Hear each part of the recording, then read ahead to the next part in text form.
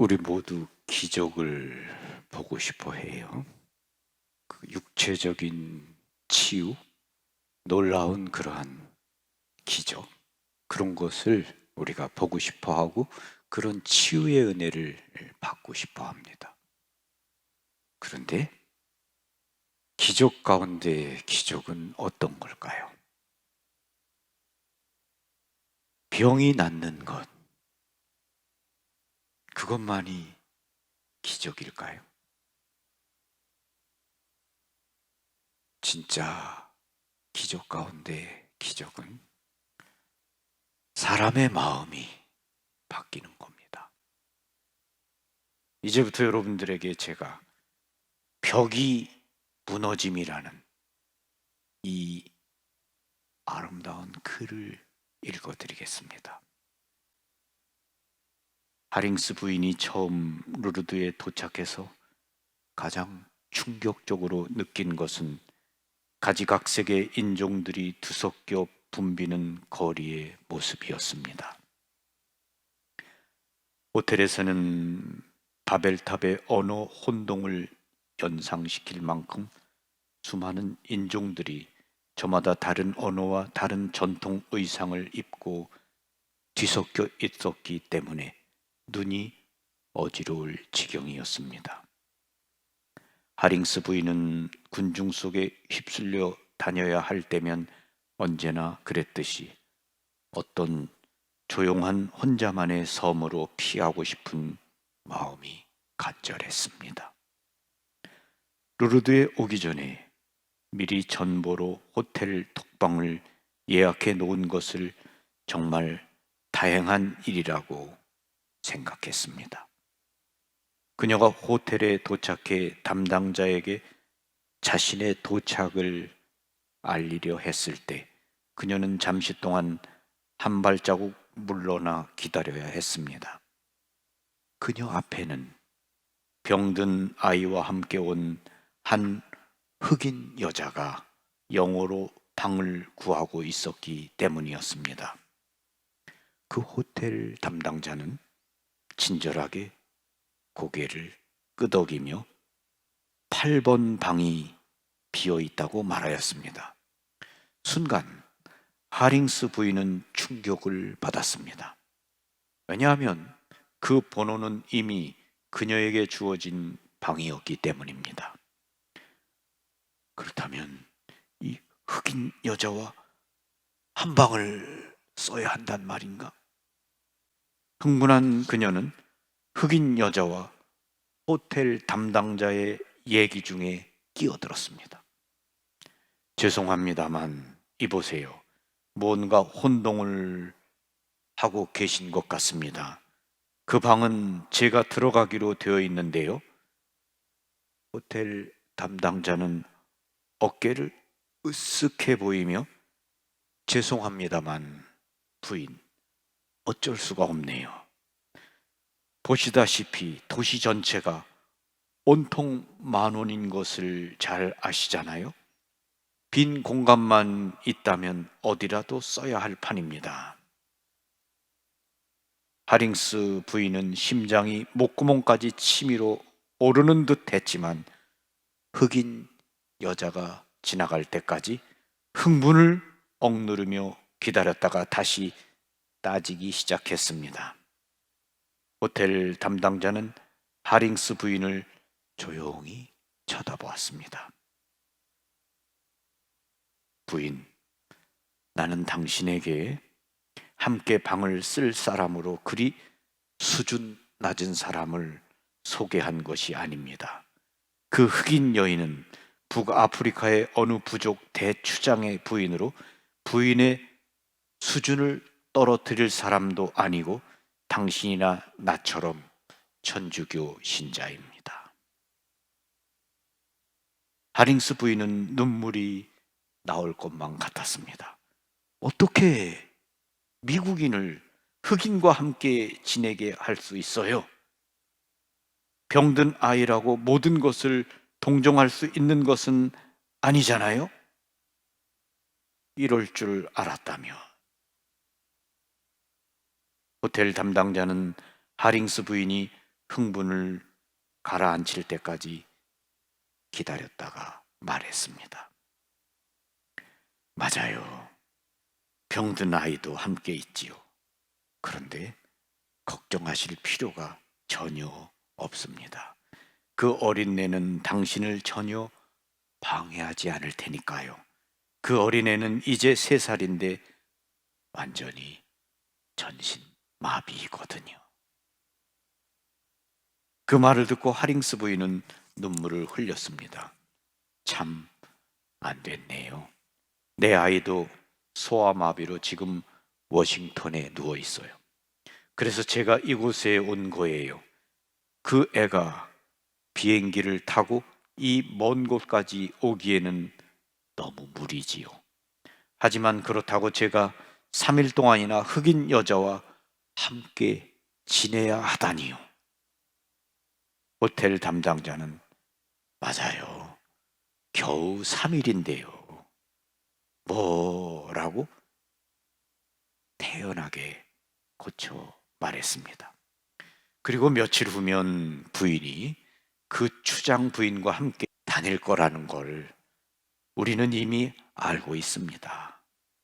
자, 방을 받으시겠습니까? 그렇지 않으면 하링스 부인은 눈물을 닦으면서 할 수 없지요. 그렇지 않으면 이 많은 사람들이 오가는 밖에서 지내야 되잖아요. 그녀가 방 안에 들어갔을 때 흑인 여인은 침대에 앉아서 무엇인지 알 수 없는 것을 씹어먹고 있었습니다. 그녀는 일어나서 칸막이를 침대 사이에 세웠습니다. 그러자 칸막이 밑으로 흑인 여인의 얼룩덜룩한 실내화가 조금 보일 뿐이었습니다. 만일 그녀가 조용히만 있어준다면 충분히 혼자 있는 듯한 기분을 느낄 수도 있을 정도였습니다. 그런데 정말로 그녀는 조용했습니다.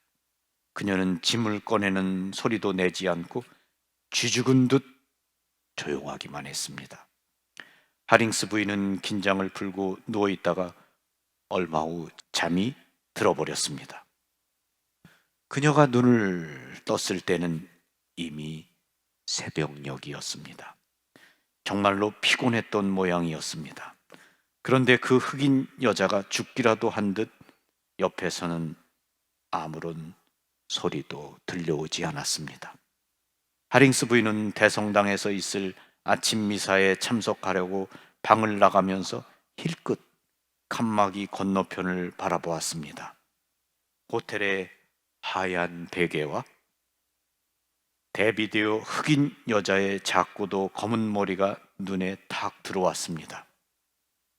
그 흑인 여자는 침대 앞 방바닥에 웅크리고 앉아 전혀 움직이지도 않고 잠자는 아이를 지키듯 바라보고 있었습니다.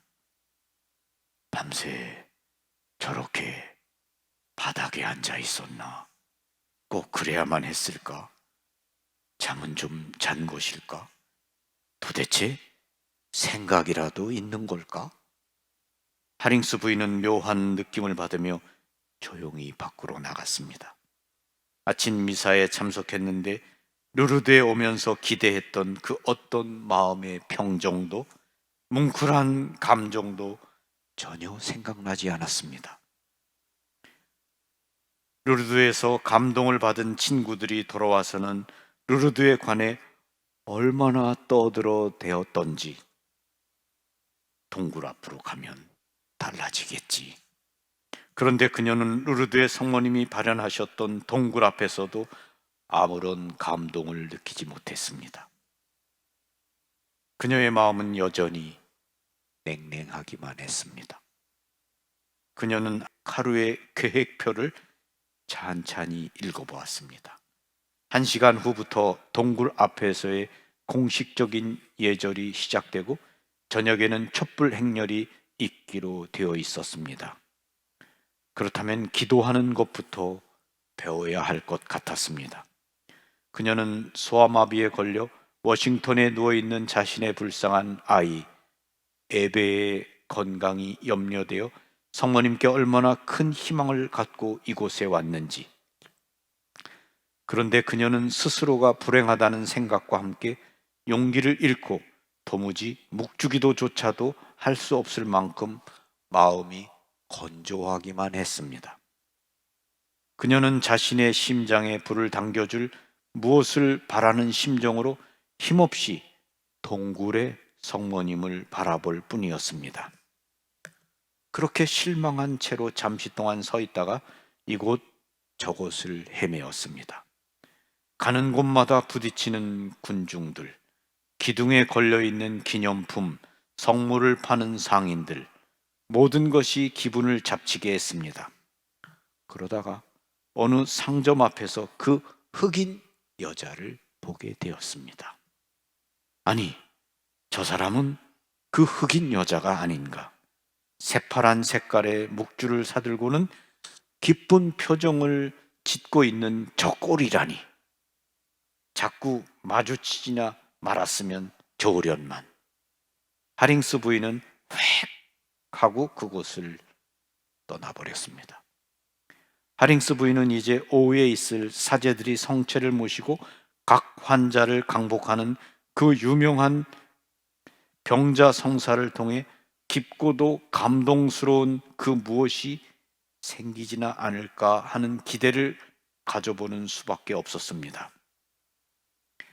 그러나 그 성체 강복 때에도 하링스 부인에게는 아무런 일도 일어나지 않았습니다. 그래서 그녀는 샘터로 갔습니다. 피곤하고 텅 비어버린 마음을 채우기라도 할 양으로 마시고 또 마시고 자신의 아이 에베를 위해서 빈 병에 하나 가득 물을 채웠지만 온 가슴이 마치 다 타버린 듯한 느낌이었습니다. 내 아이를 위해 무엇을 어떻게 해야 할지 방으로 가기는 싫고, 사람들이 줄지어 기다리는 줄 끝에는 또다시 그 흑인 여자가 서 있는 것이 보였습니다. 저녁이 되면 성모님이 발현하신 동굴이 조용할지도 모르지. 그런데 정작 저녁에 발현 동굴로 가보니 많은 사람들이 그 앞에 모여 있어서 간신히 틈새로 밀치며 앞으로 나갈 수 있었습니다. 시무님께서 선창을 하시면 사람들은 노래로 화답하고 있었습니다. 갑자기 하링스 부인은 은방울 소리처럼 맑고 기쁨에 넘친 듯한 한 여인의 노랫소리, 가볍고도 아름다운 마치 어떤 유명한 가수로 짐작할 만한 여인의 목소리를 듣고는 가슴이 설레어 뒤를 돌아다 보았습니다. 그녀는 깜짝 놀라 넘어질 정도로 당황했습니다. 그녀가 바라보는 곳에는 그 흑인 여자가 빛나는 얼굴로 노래를 부르고 있었습니다. 그녀의 팔에는 병든 아이가 안겨 있었고 영혼이 노래를 부르기라도 하는 듯 천사의 목소리처럼 아름다운 목소리가 퍼져나가고 있었습니다. 도대체 어찌 된 일이지? 저런 무식하게 생겨먹은 여자가 어찌 저렇게 고운 목소리로 세상에. 팔에 안겨있는 아이는 이전이나 마찬가지로 병이 나은 것 같지도 않은데 저렇게도 행복한 표정으로 노래를 부르고 있다니. 예절이 끝나자 동굴을 가로막고 있던 창살이 열렸습니다. 즉시 사람들이 안으로 우르르 몰려들었고 하링스 부인도 그곳으로 밀려 들어갔습니다. 그녀는 동굴이 루르드 성모님 상 바로 아래까지 가서 돌아다 보았더니 그 흑인 여자는 백인들과는 떨어진 곳에 조용히 서 있었습니다. 순간 하링스 부인의 마음속에서 무언가 찢어지는 듯한 느낌이 왔습니다. 그녀는 재빨리 뒤로 가서 흑인 여인의 손을 잡고 부드러운 소리로 말했습니다. 이곳으로 오세요. 여기 자리가 있어요. 하며 그녀를 성모님 상 앞까지 이끌어 갔습니다. 그녀의 영혼은 아직도 노래를 끝내지 못한 것처럼 성모님을 바라보는 눈에는 눈물이 반짝이고 있었습니다. 갑자기 하링스 부인은 눈물이 터져 나오면서 그녀의 심장은 소용돌이치듯 휘몰아치듯 떨리고 자기 아이 에벨을 위한, 자신을 위한, 아니 그 흑인 여자와 아이를 위한 기도가 흘러나왔습니다. 도대체 무슨 일이 생긴 거지? 그녀는 자기도 모르게 무릎을 꿇었습니다. 마음의 벽이 무너져 버린 것입니다. 그녀는 방으로 돌아와서 우선 방 안에 있던 칸막이를 치워버리고 오랫동안 그 흑인 여자와 여러 가지 이야기를 나눌 수 있었습니다. 어디에서 왔는지, 아픈 애를 데리고 온 이 여행이 얼마나 걸렸는지. 얼마 안 걸렸어요. 북아프리카에서 스페인을 거쳐 이곳까지 걸어서 겨우 3달밖에 안 걸린걸요? 뭐라고요? 그렇다면 또 그곳까지 걸어서 갈 건가요? 이 아이는 병이 낫지도 않았는데. 그 흑인 여인은 미소를 지었습니다.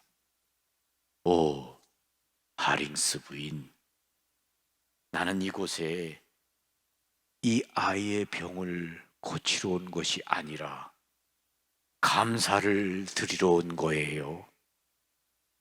내 남편이 그리스도인이 되었거든요. 몇 년 전에 남편이라면 주저할 필요도 없이 이 병든 아이를 죽였을 거예요. 이 얼마나 감사한 일이에요. 남편이 이 애를 사랑하게 되었고 살려둔 것이 얼마나 감사한 일이에요. 하링스 부인은 감동에 말문이 막혀버렸습니다. 잠자리에 들면서 하링스 부인은 흑인 여인에게 십자성호를 그으면서 하느님의 은총이 함께 하시기를, 내가 당신을 만나게 된 것도 정말 하느님의 은총입니다 하고 중얼거렸습니다. 하링스 부인은 이 흑인 여인을 만나면서 성모님께서 그렇게 준비하고 계획하셨는지 모르겠죠. 이 흑인 여인을 만나면서 마음이 열리게 되었고 기쁨을 되찾았습니다. 그리고 이 흑인 여인의 믿음이 얼마나 놀라운 겁니까? 저 북아프리카에서 걸어서 스페인을 거쳐서 루르드까지 3달을 그 아이를 끌어안고 걸어왔다. 난 하느님께 감사드리기 위해서, 성모 마리아께 감사드리기 위해서 이곳까지 왔다. 이 아이를 살려달라고 온 것이 아니라 난 감사하기 위해서 여기 왔다. 얼마나 감동입니까? 걸어서 왔다. 마음의 기쁨과 평화, 그것은 은총입니다. 그것은 은총이죠. 그러나 또한 은총을 구해야 합니다. 마음을 열고 기도 바쳐야 됩니다. 오늘 이 하링스 부인에게 일어난 이 놀라운 은혜, 마음의 기쁨, 마음에 있는 벽이 무너져 내리는 것 같은 이러한 은혜, 여러분과 저에게 있기를 바라고 그런 마음으로 미사하고 기도합니다. 그리고 세계 병자의 날에 아픈 자녀들을 두고 계신 엄마들이 얼마나 많은지 모르죠. 그리고 그 엄마들은 그 자녀들 때문에 밤낮으로 기도하고 걱정하고 있죠. 그러한 자녀들이 치유되기를 바라고 오늘 그런 은총을 받게 되기를 바라면서 미사를 봉헌하고 기도하겠습니다. 여러분 모두의 마음 안에 마음이 열리고 정말 이 하링스 부인에게 있었던 것 같은 그러한 기적이, 마음이 열리는 기적이 일어나게 되시기를 바랍니다. 아멘.